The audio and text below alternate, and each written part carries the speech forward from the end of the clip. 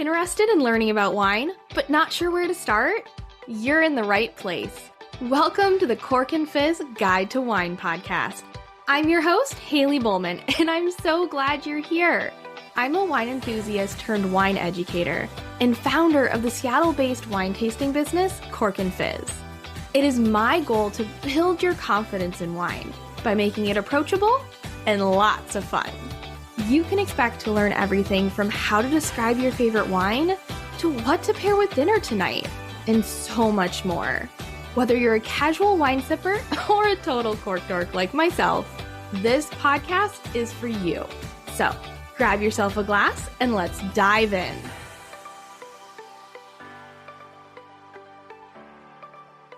Hello and welcome back to the Cork and Fizz Guide to Wine podcast. Today's episode, I am going to be going through basically a bunch of wine words. I've found that I feel like one of the things that keeps people from feeling confident about wine and talking about wine is just feeling like they don't know the words to talk about. And first of all, if that's you, don't even worry about it. Like anybody who loves wine, wants to talk about wine, they don't care what words you use. Like you use anything and it'll, you'll be able to have a conversation. That said, I thought it would be helpful to kind of go through. I have 15 words. They're kind of like, I've organized them as like the basics, the next level, and then some more advanced terms that all have to do with wine and will help you talk about it a little bit more and feel more confident talking about wine with other wine lovers. And especially, when you're at the wine shop, at a tasting room, at a restaurant, hopefully this will help you, feel confident talking about wine a little bit more. So a bit of a back to the basics episode with a few special fancier words in there as well that will help you, speak like a sommelier, as I've said before. So let's dive into it. Okay, starting off, like I said, we're going to start with the basics. You've probably heard these before. If you've been listening to this podcast for a while, you've definitely heard these terms before, but I figured we might as well start at the beginning, right? So the first word is variety. Now, technically, variety refers to the grape. So, for example, Chardonnay is a grape variety. Cabernet Sauvignon is a grape variety. Sometimes wines are named by the variety, and when that's the case, it's a varietal wine. Now, I'll be honest, I get these mixed up literally all the time, and I don't think it's a big deal. Variety versus varietal, but if you really, really cared about it, variety refers to the grape, and varietal refers to the wine. A varietal is basically a wine that is labeled as being made from one grape variety. Makes sense? And so all these, the variety is basically just what grape was it made out of. Like Chardonnay, Cabernet Sauvignon, Sauvignon Blanc, Riesling, right? All of those are grape varieties. And some wines are made out of a single variety. They are varietal wines. And then they can be made out of a blend of multiple varieties. Hopefully that made sense. Next term we're going to talk about is vintage.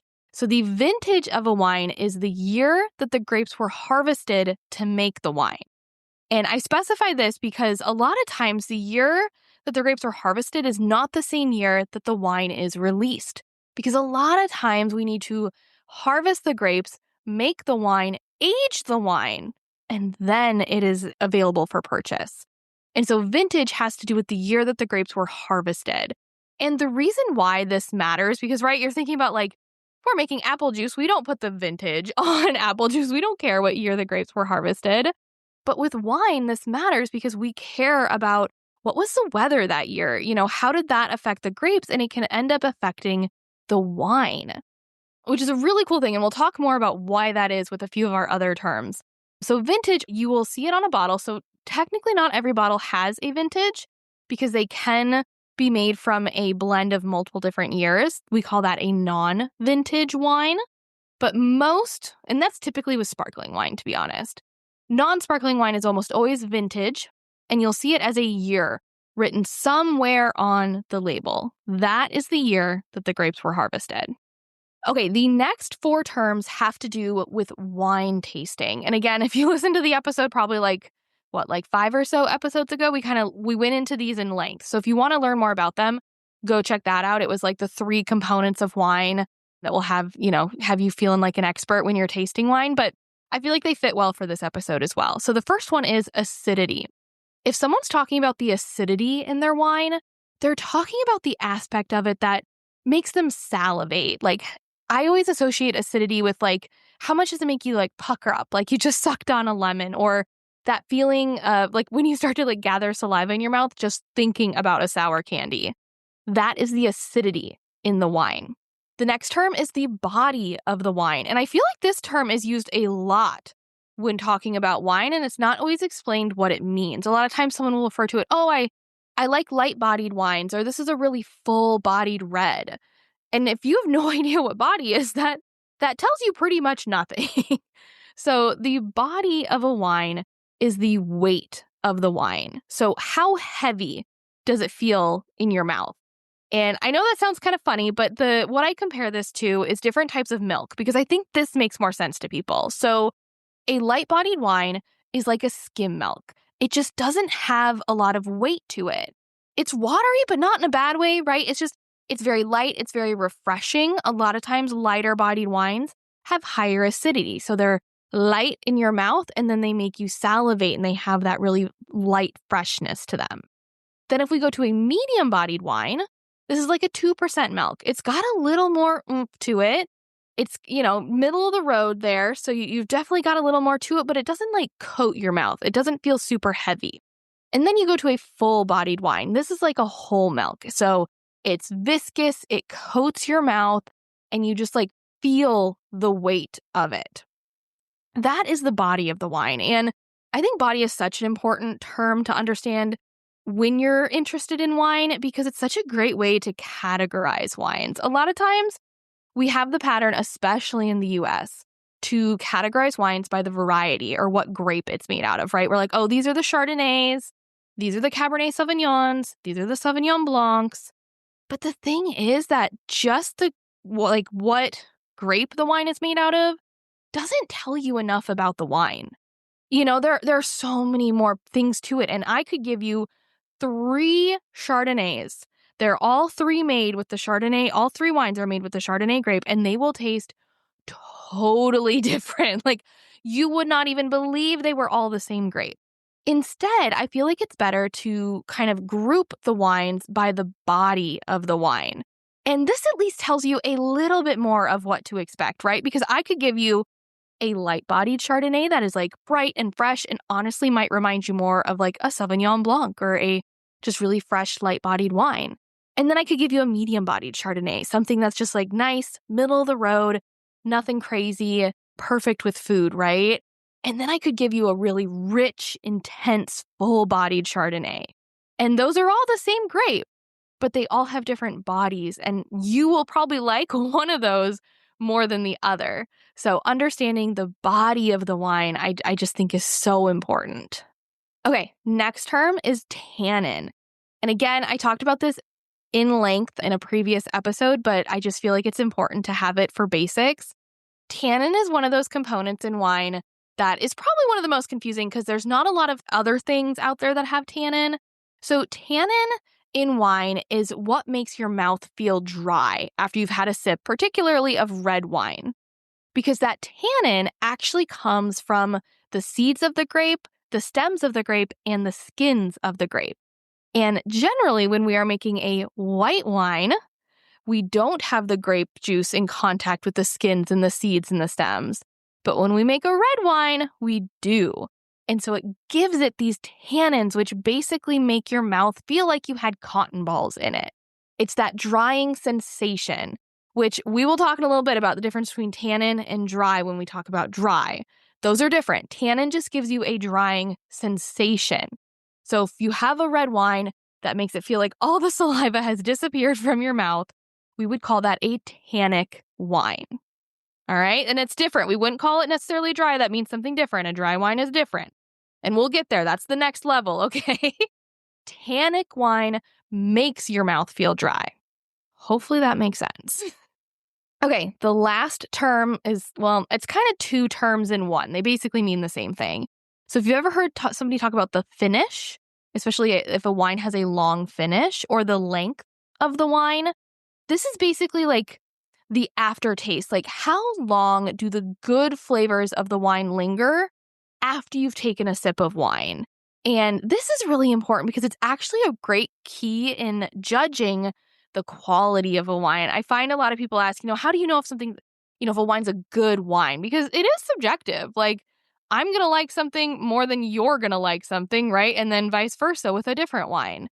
The thing is, if we're looking for quality wine, one of the things we're going to look for is that length or the finish. And we want all of the good flavors to linger after we've taken a sip. And, anything past like 10 seconds is usually considered a long finish on the wine. It's really giving us a lot of good flavor and we don't have to take another sip right away. So that is the finish or the length of the wine.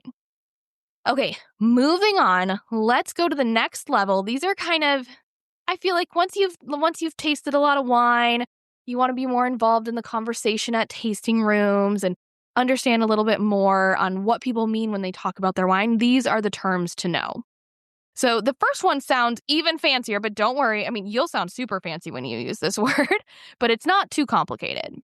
The word is terroir, and it actually looks like terror, but with an I. It's terroir, terroir. It is a French word, and it essentially means sense of place. It's the idea that where the grapes are grown has an effect on the resulting wine. Basically, if I took the same Chardonnay grapes and planted them here in Washington, and then took those Chardonnay grapes and planted them over in Burgundy, France, they're going to taste, if I did everything the same about how I grew them, how I harvested them, what I did in the winery and making the wine, if I did all of that the same, the wines would still taste different. And that's because where they were grown, the weather and the climate and the geography of that area has an effect on those grapes.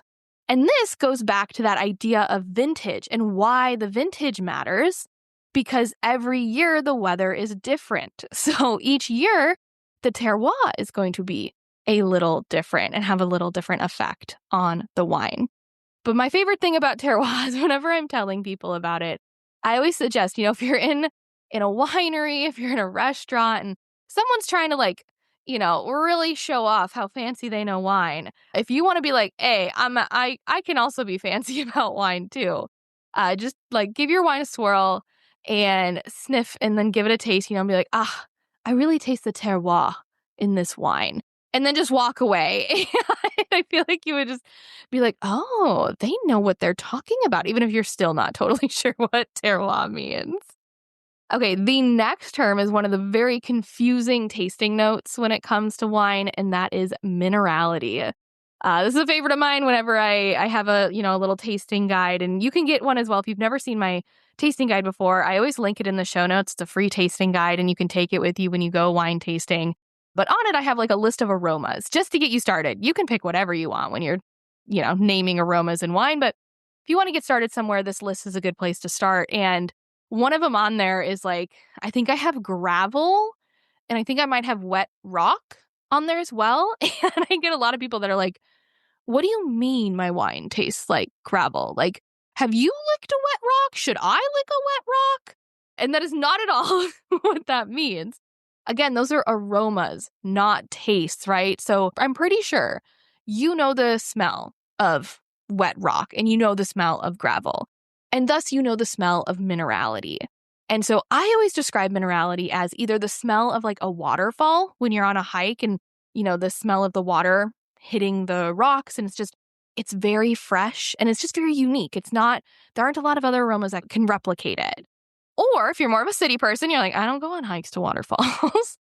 Also, the smell of the pavement after it's just rained, which there's actually a word for that. It's called petrichor. And it is just the smell of the pavement after it's rained when it's wet like that. And so that to me is minerality in the wine. Honestly, you could probably ask 10 wine experts what minerality is, and they'd all probably give you a different definition. So I wouldn't worry too much, but hopefully that gives you an idea if somebody describes something as having minerality. This will hopefully kind of give you an idea of what to expect from that wine. Okay, our next term, we are diving straight into one of the most confusing wine words, in my opinion, and that is dry. A dry wine. What does that mean if I call something a dry wine? I love producing this podcast for you every week. But here's the truth. It's not free. That's why I'm so grateful for sponsors like the following brands supporting me so that I can share everything I love about wine with you. If you're able, show them some support back. Thank you to Vochill for sponsoring this episode. Nothing ruins the perfect afternoon out on the sunny patio like a glass of warm wine. And ice might seem like the only option, but it just waters down your wine. That's where Vochill comes in. Vochill is one of my favorite wine gadgets. It keeps your wine perfectly chilled in your own glass. No clunky metal tumblers, no ice cubes, just beautifully chilled wine, sip after sip. I don't drink wine in the summer without mine, and I've gotten all of my family and friends hooked as well. My mom used hers so much last year that one of her friends ended up getting one of her own as a Christmas gift. Vochill comes in stemmed and stemless styles and tons of colors, and will seriously make the perfect gift this holiday for anyone who loves a perfectly chilled glass of wine but doesn't want to compromise a drop. Head to Vochill.com, that's VOCHILL.com, and use code CORKANDFIZZ for 15% off your order. Anyone else guilty of opening a bottle of wine for just one glass and then finding it a week later in the fridge totally undrinkable? Yeah, that used to happen to me all the time until I started using the VacuVin Wine Saver. It's so simple to use, easy to throw in my bag if I'm heading to a friend's, and it keeps wine fresh for up to 10 days. Proven by independent lab testing. VacuVin invented the original wine saver back in 1986, and now over 40 million wine lovers around the world use it.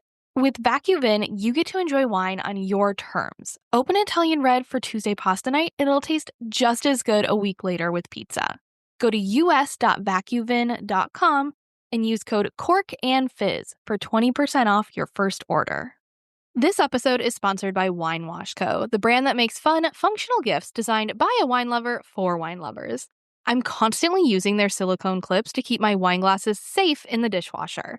And I can't get enough of their wine-themed sponges with sayings like, "Let it Merlot," and "I like big pours," and I cannot lie.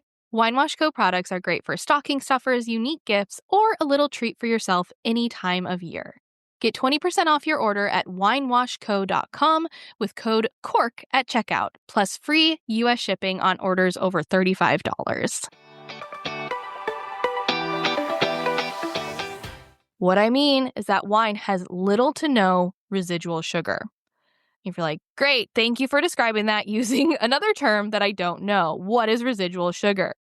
Residual sugar is the sugar that's left behind after fermentation.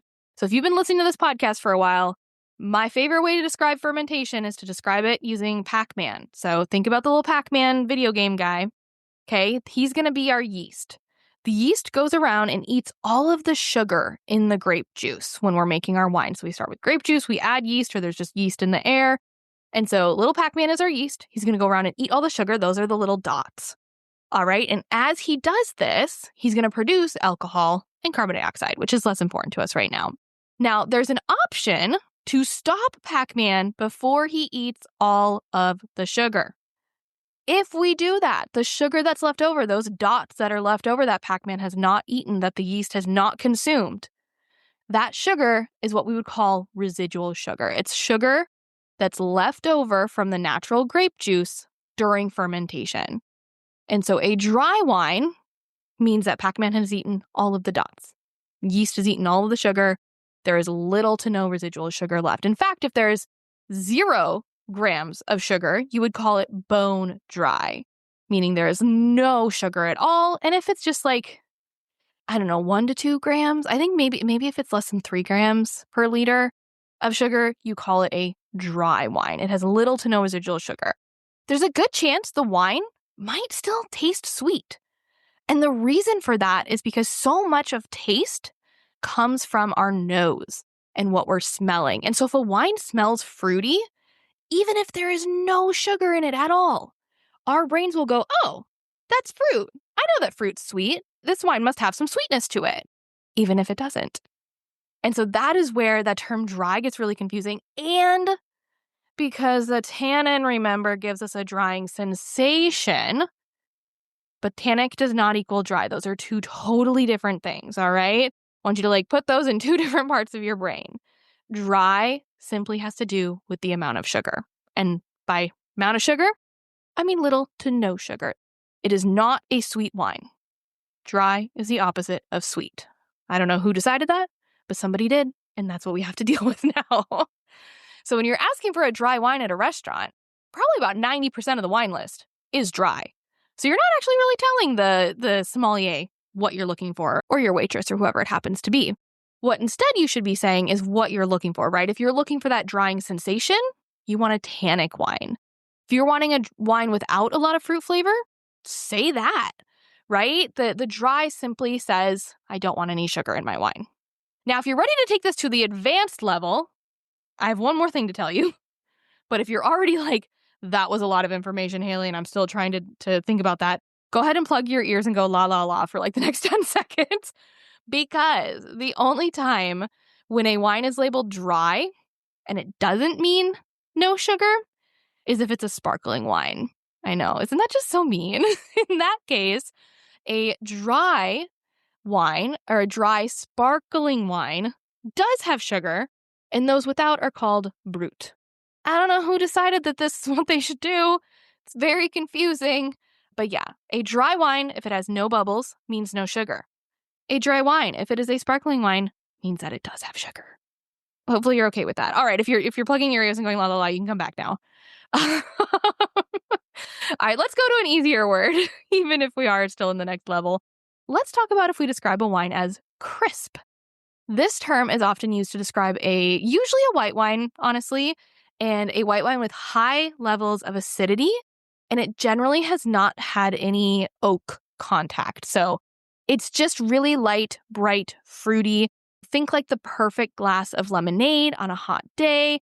It's more about texture than flavor. So when we're talking about crisp, in my mind, I almost picture this straight line. When I'm having a sip of this wine, it is just a straight line back versus something that's more full-bodied or more unctuous with lower acidity is kind of more of a circle.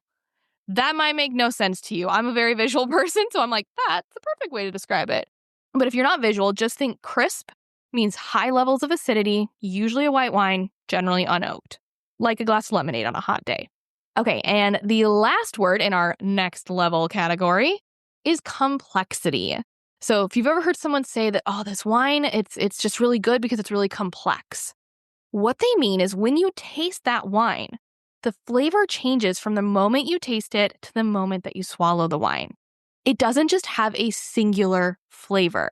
And in fact, the wine has multiple layers of aromas and flavors. And so one of the ways that you can find complexity is what I tell people is, when you're smelling the wine and you're picking out aromas, if you could pick out aromas from multiple different categories, let's say it has red fruit, black fruit, herbs, spices, and oak, right? If you can get to at least 3 different categories, that is very likely a complex wine.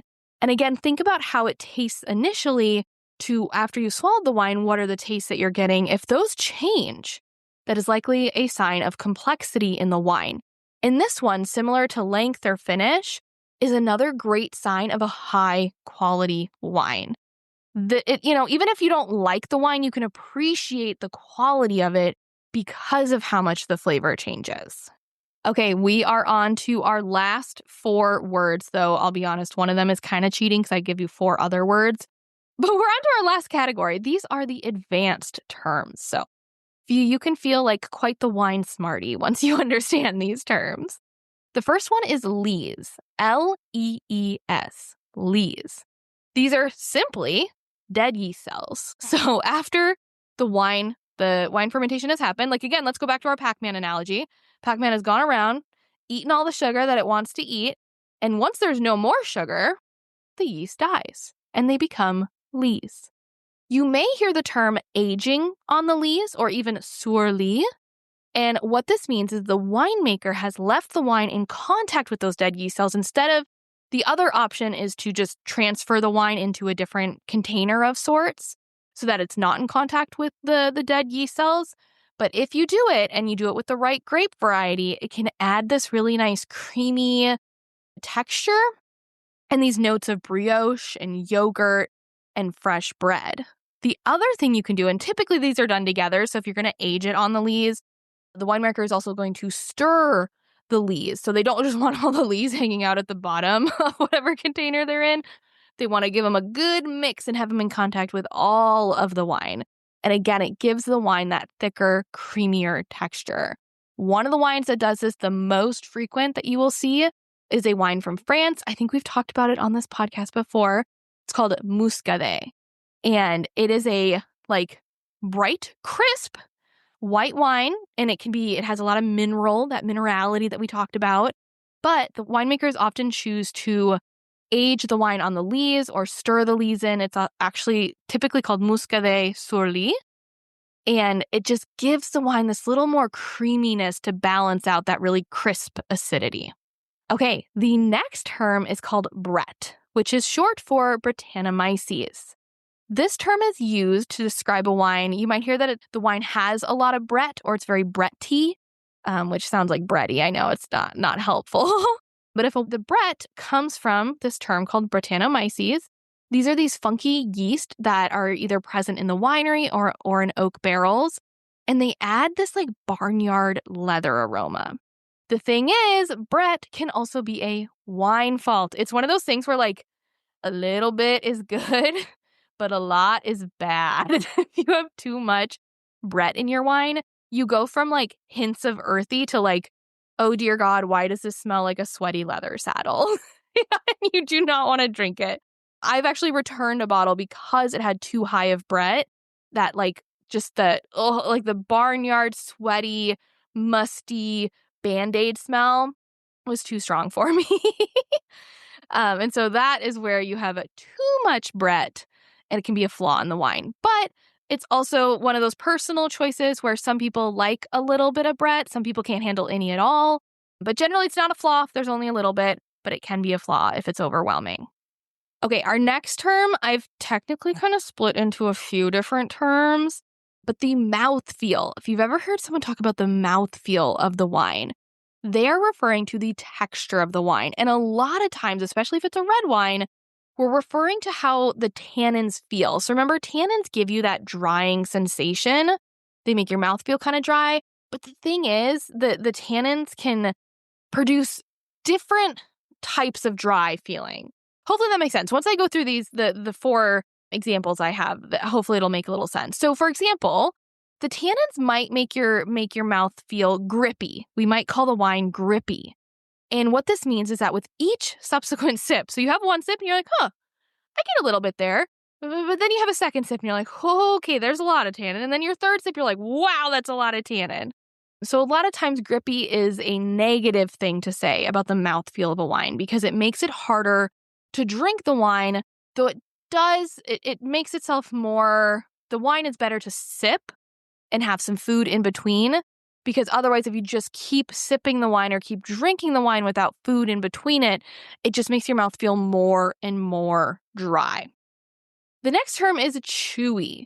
So when you take a sip of a wine with chewy tannins, it really dries out the interior of your mouth, so much so that you need to almost chew or clean the tannins out of the inside of your mouth. So if you find yourself I don't know how to describe it, but hopefully you're picturing the thing that I'm doing where I'm just moving my tongue all over my teeth and you're just really trying to get that saliva back in your mouth.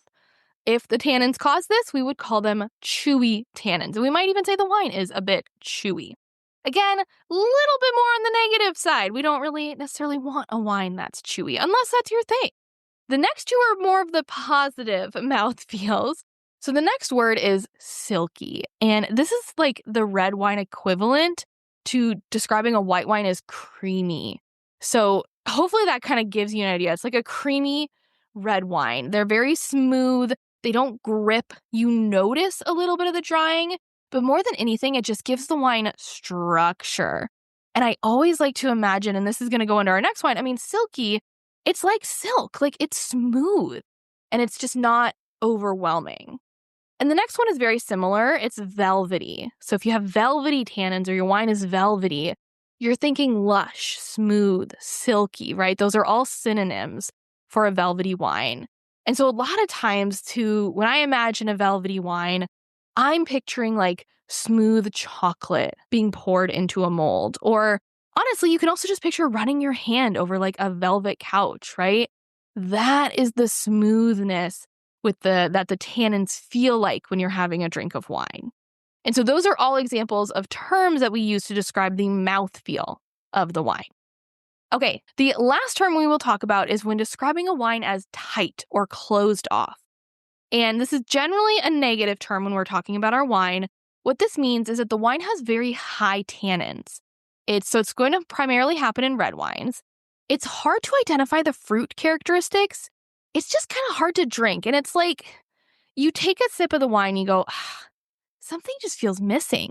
Like it's just not quite there yet. Like it's like there's some components that it's like trying to do something, but it's just missing the mark. And a lot of times that can be because the wine is closed off or it's tight. And this can be a sign that the wine is actually not ready to drink yet. So if you're, trying to figure out like, should I decant a wine or should I age if I have a few bottles of this? Should I wait to open the other bottles? If you notice that it is very, it's just hard to identify the fruit. There's so many high tannins. The tannins are grippy or chewy, and the wine is kind of hard to drink. There's a good chance that wine could benefit from decanting. So putting that in a decanter, which kind of looks like a vase, and letting the wine be in contact with oxygen for a little bit, then it will do the opposite of being closed off. It'll open up. And so we will get, you can get some more of those fruit flavors and aromas. Or if you happen to have other bottles of the wine or you're trying it in a tasting room, it's a sign that the wine can age for a while longer and you don't need to open the bottle up right away. Or really, you shouldn't. Okay, those are our 15 wine words. I probably ended up sharing more than 15. I have a hard time sticking to my numbers. But hopefully now you have these terms. You feel a little more confident talking about wine. And like I said, you really shouldn't worry about having the exact correct terminology. But I think it just helps with confidence and kind of having an idea of what these wine words mean when other people use them and then having the confidence to use them yourself. I hope you enjoyed this episode of the Cork and Fizz Guide to Wine podcast. If you loved it as much as I did, I would so appreciate it if you could take a quick second, rate it, and leave a review. And if you know a wine lover in your life that would enjoy it, please share with them. It would mean the world to me. In next week's episode, we'll be learning more about oak barrels and their impact on the wine in them. You'll learn what flavors they actually impart on the wine, and I'll tell you now, it's not butter. I know, an oaky wine doesn't mean it's going to be buttery. We'll also talk about how new versus old oak affects the wine, how the size of the barrel affects the wine, and how they even make the barrels and why that's important. Thanks again for listening, and if you want to learn more about wine, come follow me at Cork and Fizz on Instagram. Cheers!